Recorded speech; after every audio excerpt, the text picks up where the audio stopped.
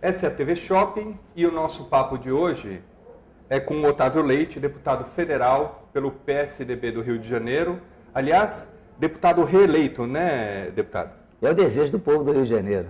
Certo. Muito obrigado. O Rio de Janeiro vive um momento muito bom, porque inclusive saiu um editorial do Globo no sábado dizendo que o momento era de virada de página. O senhor considera que o Rio de Janeiro está virando a página depois de uma fase de pouco investimento, de um certo abandono?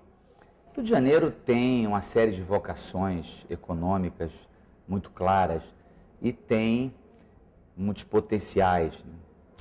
O petróleo e a sua indústria, a rigor, nos últimos 15 anos, provocaram uma perspectiva de desenvolvimento desse setor muito forte. Aliado ao turismo, que é sempre permanente, e serviços, 70% da economia ainda é representada por serviços, eu diria que o Rio de Janeiro foi, paulatinamente, ganhando mais um percentualzinho de PIB. Já foi 11, 13, está na base de 14% do PIB nacional, o Rio de Janeiro. Com o advento das Olimpíadas e da Copa do Mundo, essas duas ideias força, elas ganham uma importância vital para o nosso desenvolvimento. Em função delas, muitas coisas têm que ser feitas no Rio de Janeiro, muitos novos empreendimentos. E sendo certo que essas necessidades requerem verbas muito elevadas e, ao mesmo tempo, considerando que nem a Prefeitura sozinha, nem o Estado sozinho tem essa condição, significa dizer, portanto, que o Rio receberá recursos federais como jamais recebeu. Então, somando esses três ingredientes de convergência de investimentos do município, do Estado e da União, eu quero crer que o Rio vai avançar muito em infraestrutura urbana, essencialmente o aspecto do legado olímpico que se fala, da estrutura física dos certames, dos locais de certames, dos equipamentos esportivos. Agora, falando um pouco nisso, porque já houve um precedente, não é? Que foram os Jogos Pan-Americanos do Rio. Muito se fala, é um pouco discutível o que ficou desse legado. Como é que está sendo feito esse planejamento em função dos Jogos Olímpicos da Copa, para que o equipamento que restar, o legado que ficar, seja bem aproveitado? Pois é. Em relação ao Pan-Americano, vale dizer que o Brasil dificilmente teria conquistado o direito de sediar uma Olimpíada se não fosse o Pan-Americano.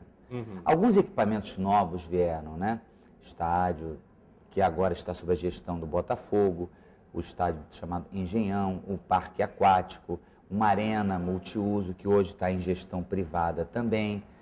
Eu diria o seguinte, que é evidente que muitos desses equipamentos não haverão de ter uma utilização para certames permanentes, para toda hora ter um grande evento. Não é verdade, até porque não existem grandes eventos toda hora. Na sequência. O que se tem que utilizar no day after, né, depois do evento, é que esses equipamentos serem utilizados para a população como um todo, na área do tratamento social.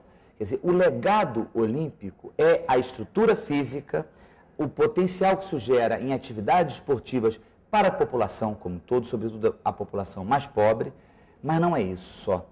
O mais importante é o legado da infraestrutura urbana.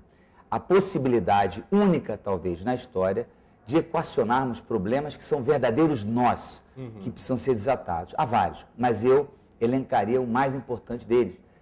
Trânsito, transporte. O transporte de massa no Rio de Janeiro pode ter agora uma melhoria formidável. Aumentar o metrô, aumentar o trem, ou seja, ter mais composições, menos tempo entre uma e outra, mais qualidade de transporte de massa. Isso é possível. Agora, deputado, o Rio, historicamente, porque ele foi capital, né? Ele deixou de ser capital, a capital foi para Brasília, e ele sempre teve uma ligação com o investimento público, né? Ele sempre foi muito dependente do investimento público. Hoje, o Rio aparece agora como um polo atrativo de investimento privado. Esse movimento, o senhor enxerga ele como sustentável? Porque do ponto de vista da Abrace, por exemplo, é muito importante enxergar, por exemplo, o Rio de Janeiro, se é ou não porto seguro para investimento. Ah, não tenha dúvida, né? Por exemplo, quem quiser investir numa região da cidade, a região da Barra da Tijuca, em hotéis, eu diria que é impossível dar errado. Quem quiser investir em centros de convenções, etc., é impossível dar errado. E o hotel, hoje, requer, evidentemente, serviços próximos a ele, comércio próximo a ele. A Barra é servida já por shoppings, a gente sabe. Mas o shopping center é uma alavanca que impulsiona muito a atividade econômica, gera muito emprego, né? Por isso que eu acho que tem uma relevância toda especial no cenário econômico. É preciso enxergar isso, né? Compreender isso, respeitar isso. A atividade econômica, né, que é provocada com o vetor shopping center, por assim dizer, palavra-chave, é muito estratégico. Então, áreas populares, eu observo em áreas populares da cidade, quando vem um shopping center, você tem uma oportunidade da sociedade local, enfim, avançar em termos de requalificação de consumo e por aí vai. Eu acho isso muito importante. O senhor vê a Barra da Tijuca, porque o senhor citou a Barra, né? Então, o senhor vê a Barra da Tijuca como esse polo atrativo de investimento, ou o senhor vê uma distribuição na cidade e até no estado do Rio de Janeiro da possibilidade desse investimento? Eu acho que cabe uma descentralização também.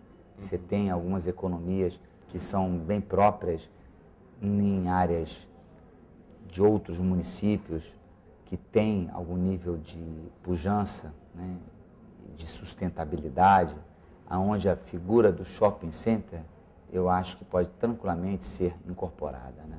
Agora, é evidente que a Barra da Tijuca ainda tem um potencial de expansão muito grande. O senhor acaba de ser reeleito, para que legislatura o senhor está? Não, a minha segunda. É a segunda. De deputado federal, eu fui vereador 3 vezes na cidade, fui deputado estadual, fui vice-prefeito e agora vou enfrentar mais 4 anos no Vietnã de Brasília. Agora, me diga a respeito disso, o senhor acaba de fazer um corpo a corpo pesado no Rio de Janeiro, teve mais de 80 mil votos. Perfeito. O que o senhor ouviu na rua? Quais são os seus principais projetos em Brasília? Qual a voz do Rio que o senhor vai levar para lá? Olha, o Rio de Janeiro não pode ser prejudicado na equação da divisão dos royalties do petróleo, do pré-sal. E o que está posto para ser votado é muito prejudicial ao Rio. Então, quero lutar muito contra isso. Ou seja, defender o Rio de Janeiro. Eu tenho como bandeira a causa das pessoas com deficiência. Então, quanto mais inclusão, participação, quanto mais inserção no mercado de trabalho, quanto mais possibilidade de reabilitação, de acesso à cultura e educação para a pessoa com deficiência, melhor, e eu vou lutar muito por isso. Eu trabalho o campo do turismo, que é um setor que inegavelmente produz empregos, produz renda, traz divisas para o Brasil, é muito importante, né? Agora, eu sinceramente, eu não acredito em perspectivas de uma sociedade mais justa, mais à frente, sem que nós trilhemos a estrada do desenvolvimento econômico. Obviamente, somado à educação, você tem aí 2 ingredientes que produzem uma química que leva a um amanhã melhor. Eu não tenho dúvida disso. Então, são nortes que são próprios de uma visão ideológica, social-democrata, que eu abraço. Eu tenho muitos projetos, eu tenho mais de 70 projetos, eu apresentei muitas emendas, eu tenho algumas questões muito relevantes, eu defendo a música brasileira, por exemplo, no Congresso Nacional. Boa sorte no seu próximo mandato e obrigado pela entrevista. Eu agradeço a oportunidade de estar nesse importantíssimo congresso, já participei de algumas palestras e quero, mais uma vez, enfatizar que quando eu me refiro a essa ideia do desenvolvimento econômico, eu vejo alguns atores e alguns setores que são importantíssimos estarem com uma postura, eu diria, de protagonistas nesse processo. Eu acho que os shopping centers exercem esse papel, né? Porque atraem muita gente, movimentam e geram muitas oportunidades de negócios e empregos. A economia tem que girar. Eu acho isso muito interessante como viés de desenvolvimento. É um fomentador de cadeia econômica, né? Sem dúvida, um fomentador de cadeia econômica. Mas muito obrigado pela oportunidade.